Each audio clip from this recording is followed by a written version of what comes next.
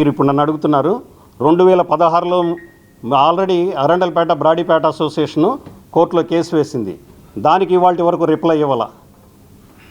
మొదటిది మరి అదే కదా సార్, మేము ముత్తుకునేది ఎట్లా ఉన్నదంటే నిరంకుశత్వం లాగా వెళుతున్నారు. కానీ మేము ఇది జనాలకి ఇష్ట ప్రకారం కడుతున్నామన్న ఇది లేదు. ఆ రోజు లేదు, ఈ రోజు లేదు. పోనీ మీకు ఇప్పుడు కంటెంప్ట్ ఆఫ్ కోర్ట్ అంటే ఎలా వెళుతున్నారని మీరు అడిగాడు.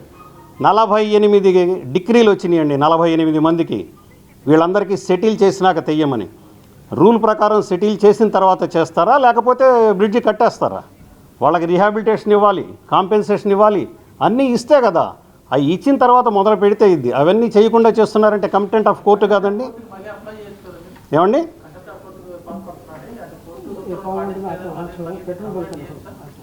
కంటెంప్ట్ ఆఫ్ కోర్ట్ ఇవ్వచ్చు. టు బి ఫ్రాంక్ చెప్పేనా, పర్లేదా? మేమందరం contempt of court notice commissioner గారికి ఇస్తున్నాం సార్. ఎందుకంటే మీరు అన్నారు కంటెంప్ట్ ఆఫ్ కోర్ట్ అని. ఇది కంటెంప్ట్ ఆఫ్ కోర్టే.